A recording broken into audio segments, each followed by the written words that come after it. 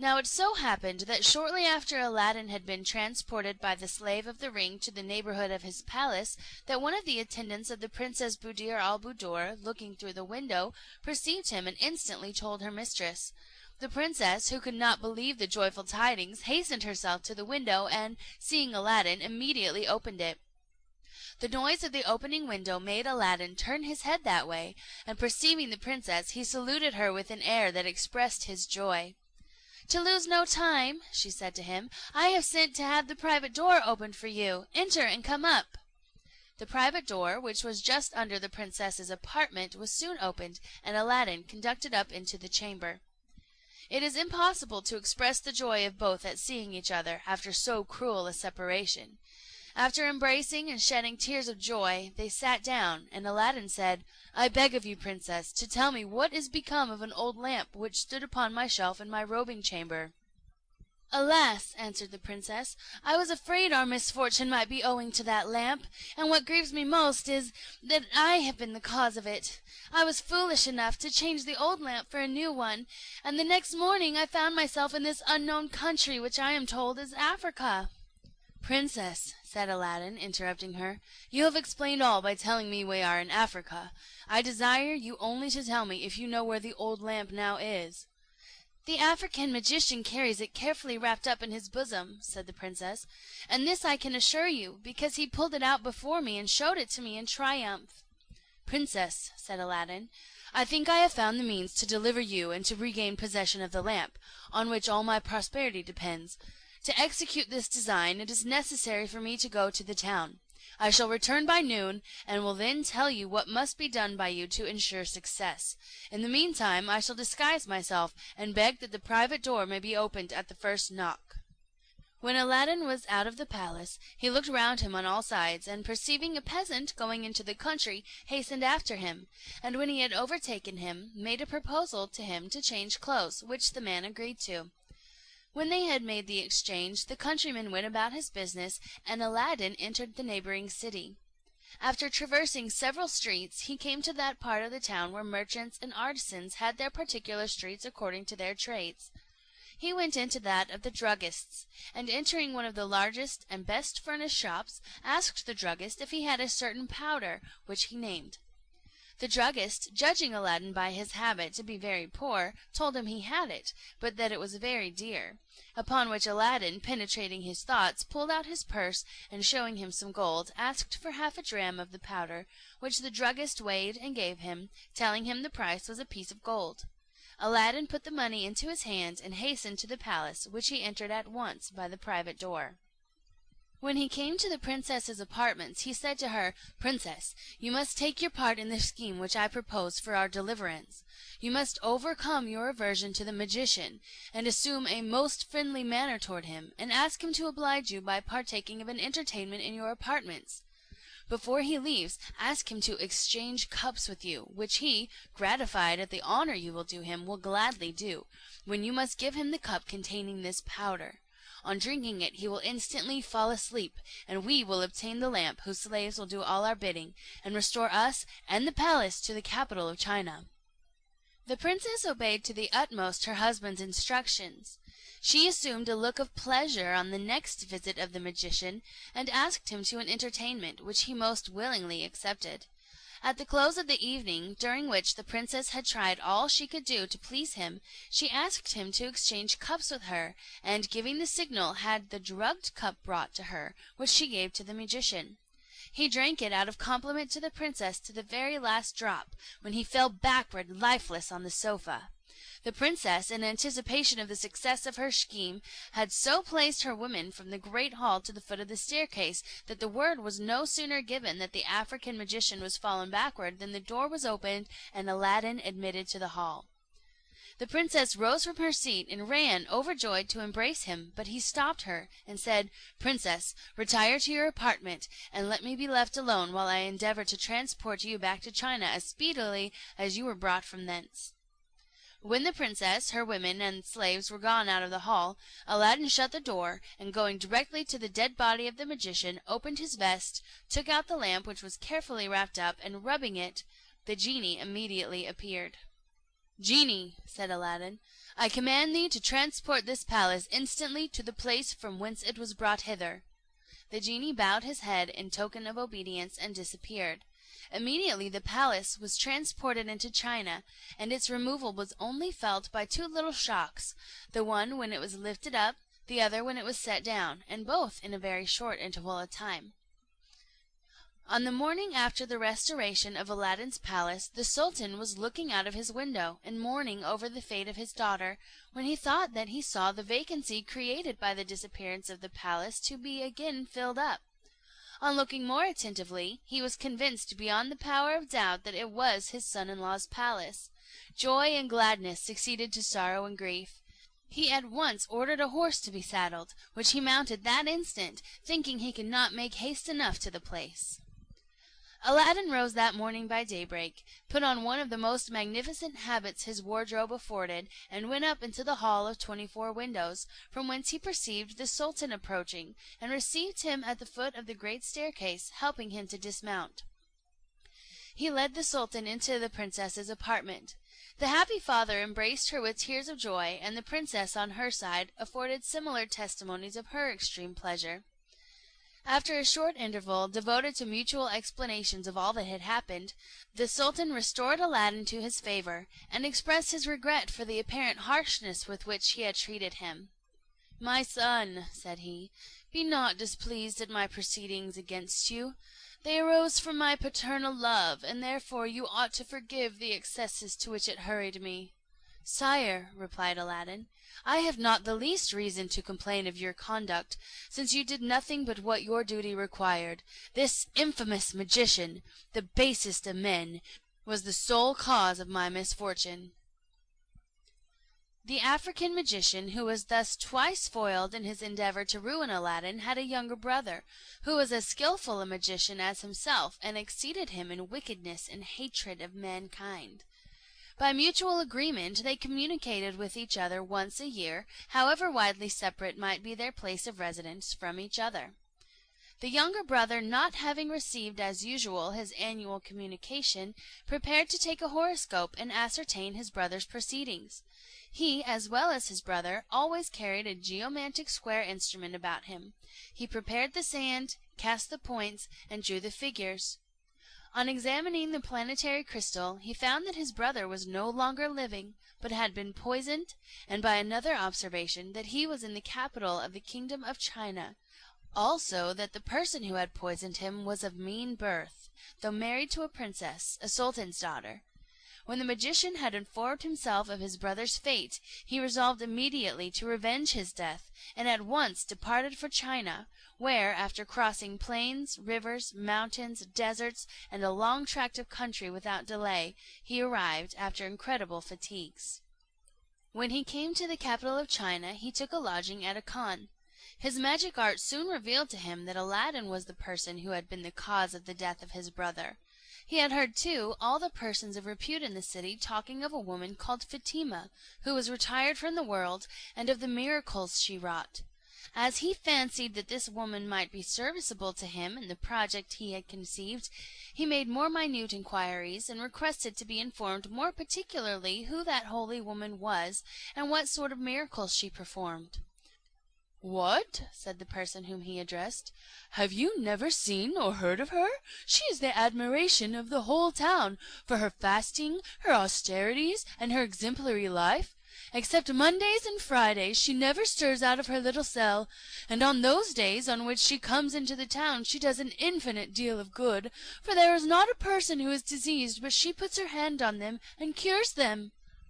Having ascertained the place where the hermitage of this holy woman was, the magician went at night, and plunging a poniard into her heart, killed this good woman. In the morning he dyed his face of the same hue as hers, and arraying himself in her garb, taking her veil, the large necklaces she wore round her waist, and her stick, went straight to the palace of Aladdin. As soon as the people saw the holy woman, as they imagined him to be, they presently gathered about him in a great crowd. Some begged his blessing, others kissed his hand, and others, more reserved, only the hem of his garment. while others, suffering from disease, stooped for him to lay his hands upon them, which he did, muttering some words in form of prayer, and, in short, counterfeiting so well that everybody took him for the holy woman. He came at last to the square before Aladdin's palace. The crowd and the noise were so great that the princess, who was in the hall of 24 windows, heard it, and asked what was the matter. One of her women told her it was a great crowd of people collected about the holy woman to be cured of diseases by the imposition of her hands. The princess, who had long heard of this holy woman, but had never seen her, was very desirous to have some conversation with her, which the chief officer perceiving, told her it was an easy matter to bring her to her, if she desired and commanded it, and the princess expressing her wishes, he immediately sent 4 slaves for the pretended holy woman. As soon as the crowd saw the attendants from the palace, they made way, and the magician, perceiving also that they were coming for him, advanced to meet them, overjoyed to find his plot succeed so well. "Holy woman," said one of the slaves, "the princess wants to see you, and has sent us for you." "The princess does me too great an honor," replied the false Fatima. "I am ready to obey her command," and at the same time followed the slaves to the palace. When the pretended Fatima had made her obeisance, the princess said, "My good mother, I have one thing to request, which you must not refuse me. It is to stay with me, that you may edify me with your way of living, and that I may learn from your good example." "Princess," said the counterfeit Fatima, "I beg of you not to ask what I cannot consent without neglecting my prayers and devotion." "That shall be no hindrance to you," answered the princess. "I have a great many apartments unoccupied. You shall choose which you like best, and have as much liberty to perform your devotions as if you were in your own cell." The magician, who really desired nothing more than to introduce himself into the palace, where it would be a much easier matter for him to execute his designs, did not long excuse himself from accepting the obliging offer which the princess made him. "Princess," said he, "whatever resolution a poor wretched woman as I am may have made to renounce the pomp and grandeur of this world, I dare not presume to oppose the will and commands of so pious and charitable a princess." Upon this, the princess, rising up, said, "Come with me. I will show you what vacant apartments I have, that you may make choice of that you like best." The magician followed the princess, and of all the apartments she showed him, made choice of that which was the worst, saying that it was too good for him, and that he only accepted it to please her. Afterward the princess would have brought him back to the great hall to make him dine with her, but he, considering that he should then be obliged to show his face, which he had always taken care to conceal with Fatima's veil, and fearing that the princess should find out that he was not Fatima, begged of her earnestly to excuse him, telling her that he never ate anything but bread and dried fruits, and desiring to eat that slight repast in his own apartment. The princess granted his request, saying, "You may be as free here, good mother, as if you were in your own cell. I will order you a dinner, but remember I expect you as soon as you have finished your repast." After the princess had dined, and the false Fatima had been sent for by one of the attendants, he again waited upon her.